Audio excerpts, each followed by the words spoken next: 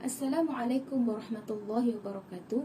Pada siri ini saya akan menyampaikan ceramah yang bertajuk Putaran Perkembangan Pemikiran Sesat.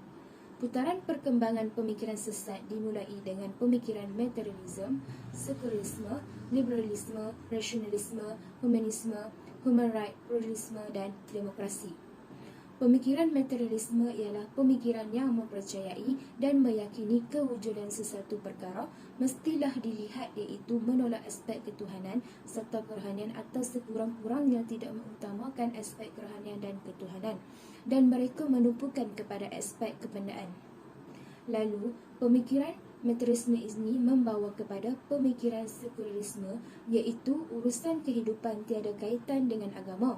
Mereka menolak agama sebagai asas bermasyarakat dan bernegara, dan bagi mereka, beragama adalah satu pilihan, bukan sebagai satu kewajipan. Golongan ini juga boleh sampai kepada tahap memerangi agama. Selain itu, kepada pemikiran sekularisme ini boleh membawa kepada pemikiran liberalisme. Liberalisme ialah golongan yang menyatakan agama tidak boleh dipaksa ke atas orang lain, menolak autoriti agama supaya pandangan mereka tidak disalah anggap. Menyatakan pandangan mereka tidak disalah anggap kerana ia adalah ijtihad, dan liberalisme juga bebas mentafsirkan nas mengikut akal mereka sendiri secara logik. Demikianlah asas pemikiran liberalisme. Seterusnya, pemikiran liberalisme ini pula membawa kepada pemikiran rasionalisme. Rasionalisme ialah menjadikan logik sebagai landasan mengukur kebenaran. Bagi mereka, tidak perlu kepada agama untuk mengetahui kebaikan atau kebenaran. Di mana ada kebaikan dan kemaslahatan, disitulah syariat Allah, dan menolak autoriti nas. Pemikiran rasionalisme ini juga secara langsung membawa kepada pemikiran humanisme. Humanisme pula ialah tidak menumpukan aspek ketuhanan atau wahyu dan menumpukan aspek kemanusiaan.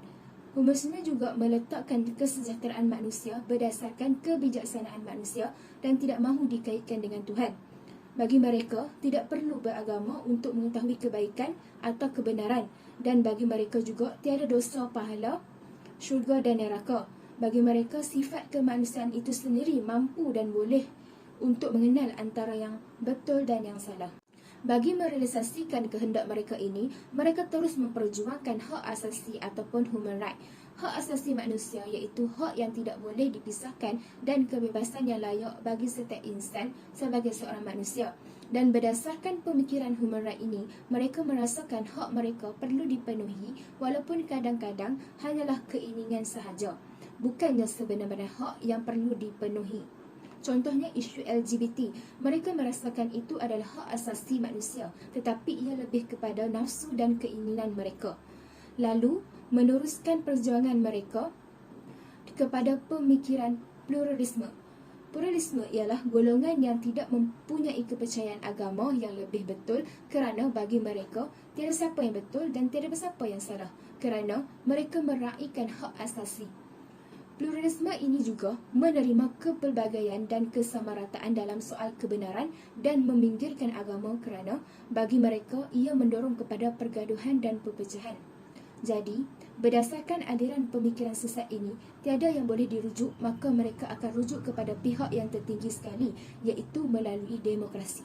Demokrasi ialah mana satu yang ramai dan majoriti, maka itulah pemikiran yang diterima. Manakala kalau pemikiran yang betul sekalipun tetapi tidak diterima oleh majoriti, maka itu dianggap pemikiran yang salah, yakni membuat keputusan dengan cara berteraskan kepada suara ramai dan menentukan kebenaran berdasarkan kepada suara ramai.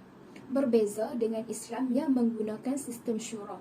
Syura membuat keputusan dengan cara berteraskan kepada Al-Quran dan Hadis serta menentukan kebenaran berdasarkan kepada Al-Quran dan Hadis.